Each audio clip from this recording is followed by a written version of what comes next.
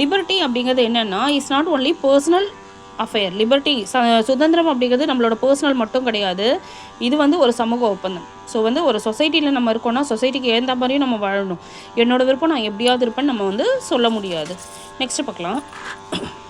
When people focus on Dhar individual liberty. இப்போது மனுஷன் வந்து என்னோடய சுதந்திரம் மட்டும்தான் முக்கியம்னு இண்டிவிஜுவலாக முடிவெடுக்க ஆரம்பித்தானா இட் காசஸ் சோஷியல் எனர்ஜி. சொசைட்டியில் பெரிய கலவரமே நடக்கும். யூனிவர்சல் சவோஸ் அப்படின்னா வந்து நகைச்சுவையாக நடக்குது, வேடிக்கையாக நடக்கிறது, கோமாளித்தனமாக நடக்கிறது, அந்த மாதிரிலாம் மீனிங் வரும். There is danger of the world getting liberty drunk. அதாவது இப்போ இருக்க வேர்ல்டு எப்படி இருக்குன்னா எனக்கு சுதந்திரம் இருக்குது, நான் என்ன வேணால் பண்ணுவேன் அப்படிங்கிற மேம்போக்கு வந்து சொசைட்டியில் பரவலாக இருக்குது. We should balance between personal and public liberty. So நம்ம எதை செஞ்சாலுமே வந்து நம்மளோட பர்சனல் ஃப்ரீடமையும் கன்சிடர் பண்ணணும், பப்ளிக் இதையுமே வந்து நம்ம கன்சிடர் பண்ணி தான் ஆக வேண்டியது. The other details one's limits of liberty. So இவர் வந்து இதை வந்து ஒரு நிகழ்ச்சி மூலமாக நமக்கு எக்ஸ்பிளைன் பண்ணுறார். என்னென்னா, if you wish to practise trombone from midnight till 3 in the morning. திடீர்னு நமக்கு ஒரு ட்ராம்போன் அப்படிங்கிறது வந்து ஒரு மியூசிக் கருவி, இசைக்கருவி.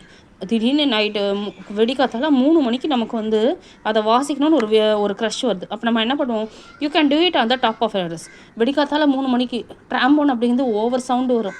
அப்போ நம்ம அப்படி வாசிக்கணும் நமக்கு விஷ் வரும்போது நம்ம எங்கே போய் வாசிக்கலாம்? எவரெஸ்ட் சிகரத்தோட உச்சியில் போனால் வாசிக்கலாம். ஆனால் நீங்கள் வந்து உங்கள் பெட்ரூமில் வாசிச்சிங்கன்னு வச்சுக்கோங்க, வெடிக்காத்தால 3 மணிக்கு எப்படி இருக்கும் யோசிச்சு பாருங்கள். In your bedroom your family will object. உங்கள் ஃபேமிலி ஏற்றுப்பாங்களா? ஏற்றுக்க மாட்டாங்க. If you do it out it's street, suppose நீங்கள் வந்து என்னோடய வீட்டுள்ள இது பண்ணால் ஒத்துக்க மாட்டேங்கிறாங்க, நான் போய் எங்கே வாசிக்கிறேன்? தெருவில் போய் வாசிக்கிறேன்னீங்கன்னா என்ன ஆகும்னு யோசிச்சு பாருங்கள். தெருவில் போய் வாசித்தா தெருவில் எல்லாம் தூங்கிட்டு இருப்பாங்க நேரத்துக்கு. The neighbours will remind you that your liberty to blow the trombone must not interfere with others liberty. So தெருவில் இருக்கவங்களாம் சண்டைக்கு வருவான். உனக்கு இதை வாசிக்கணும்னா நீ எங்கேயாவது போய் வாசி, நடு ரோட்டில் வந்து வாசிச்சுன்னா எங்கள் தூக்கம் எல்லாமே கெடுது அப்படின்னு சொல்லுவாங்க இல்லையா.